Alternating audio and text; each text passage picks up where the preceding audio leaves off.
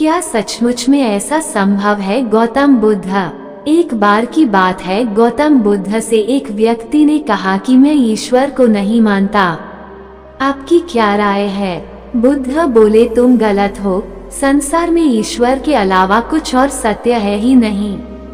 कुछ दिन बाद दूसरे व्यक्ति ने प्रश्न किया, प्रभु ईश्वर में मेरी बड़ी श्रद्धा है, क्या मैं सही हूँ? बुद्ध बोले, ईश्वर के होने वाली बात असत्य है, इसलिए उसे मानने का प्रश्न ही नहीं उठता। ये सुनकर बुद्ध का प्रिय शिष्य आनंद सोच में पड़ गया कि आखिर बुद्ध कहना क्या चाहते हैं। इस बीच एक शिष्य ने तथागत से पूछा, सही सही बताए, ईश्वर है या नहीं? बुद्ध ने उसके प्रश्न को अनसुना कर दूसरे विषय पर अपनी बात जारी रखी। शिष्य कुछ देर तक उत्तर की प्रतीक्षा करता रहा, किंतु तथागत से उत्तर न मिलने पर अंत में वह चला गया। आनंद ने तथागत से पूछा कि देव, कभी आप कहते हैं कि ईश्वर है तो कभी कहते हैं कि ईश्वर नहीं है, और अभी अभी मेरे इस मित्र ने वास्तविकता जाननी चाहिए तो आपने उत्तर ही नहीं दिया। तथागत बोले, मैं लोगों की मान्यता को तोड़ना चाहता हूँ जो नास्तिक होते हैं, इसलिए मैंने पहले व्यक्ति से कहा कि ईश्वर है, ताकि उन्हें ईश्वर के अस्तित्व पर विश्वास हो। दूसरे व्यक्ति की इस मान्यता को भी कि ईश्वर का अस्तित्व है मैं दूर करना चाहता था, जिससे वह अपनी धारणा की जंजीरों से मुक्त हो और सत्य को जानने की स्वयं पहल करे।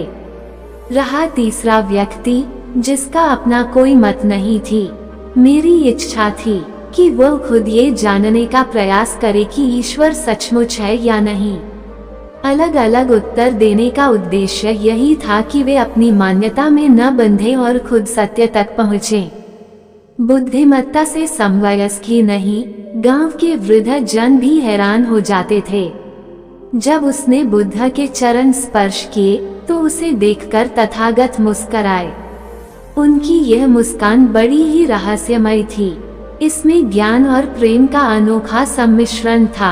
अपनी अलौकिक मुस्कान के साथ उन्होंने उससे पूछा, बेटी कहाँ से आई हो? भंते, नहीं जानती हूँ। बुद्ध ने एक और सवाल किया, कहाँ जाओगी? भंते, नहीं जानती हूँ। क्या यही जानती हो? बुद्ध ने पूछा तो वह बोली, जानती हूँ। जानती हो? बुद्ध ने पूछा, वह बोली, कहाँ भगवान? जरा भी नहीं जानती हूँ। इसी प्रकार के मोटिवेशनल विचारों की जानकारी प्राप्त करने के लिए हमारे चैनल को लाइक और सब्सक्राइब करें। धन्यवाद।